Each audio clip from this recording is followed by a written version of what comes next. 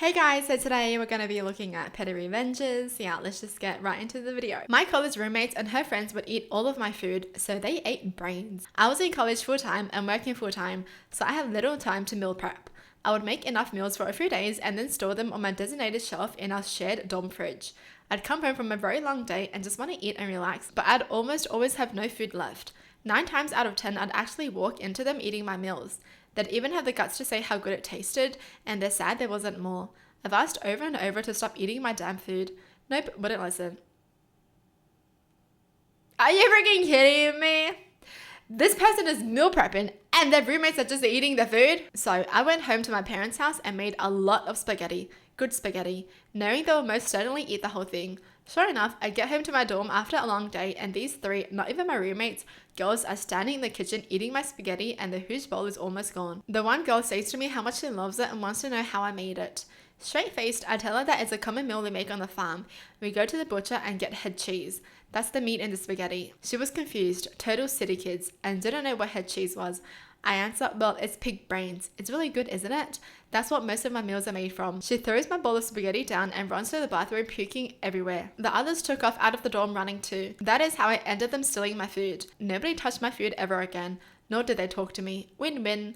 Also, the meat was not head cheese or brains. It was pork sausage and very lean beef mixed together to resemble cooked pig brains. That's what you get for stealing someone's food. Like, why would people even want to eat someone else's food when they don't even know what's in it? I would never touch someone else's food. Like, ew, nasty, you know? Like, what if they spit in their own food and they're like doing all this nasty things because it's their own food, they can do whatever they want to it, and because they're not expecting anyone else to eat their food. So, yeah, it's just like when you see videos of somebody cooking in their own kitchen and they do really nasty things, and then you see the comments being like, you can't trust to eat at everyone's house because literally what they do is kind of nasty. My sister kept ignoring my text, so I started replying to hers after a 24-hour delay. For months, my sister would take forever to reply to me. I sent a message and get a response 2 days later. Sometimes not at all, but the moment she needed something, I was expected to drop everything and reply instantly. So I decided to match her pace. She texted me, hey, do you have mom's insurance information? I waited 24 hours, then replied, oops, just saw this, want me to still send it? She asked if I could pick something up for her while I was out. I responded the next day with, sorry, I would have if I'd seen this earlier. I didn't say anything about it, just kept the 24-hour delay going every time. And funny enough, she started replying to me a little faster after that. Not out of spite, just matching the energy. Turns out I'm not a backup notification system. She started replying earlier, which means she would reply a day earlier. She would take a day to reply because normally she would take 2 days to reply. That's crazy. That's earlier for them. Oh my goodness. Like, come on, everyone's on their phone nowadays. There's no way you take 2 days to reply. See, the sister didn't like it when it was done to her, but she does it to other people. The audacity. My boyfriend would never tell me when he'd be home. He was in financial planning, so he had no set hours, but he just wouldn't tell me if he was going to be home at 5 or 9, despite me asking for a heads up just so I wouldn't worry. Months go by and nothing changes. This is pre everyone had a cell. I set up a poker game with my friends, told my mom my plan, because she's a historical warrior and if he caught her, I didn't want her to freak out. Didn't leave a note. I went to my friend's house to play cards and came back to our apartment around 4 a.m. He had gone to bed but couldn't sleep. He asked where I was. Me, playing cards with friends. Him, why didn't you call me? Me, was I supposed to? I didn't think it was necessary. You never called me. The problem stopped. So petty but so good because it makes them realize their fault.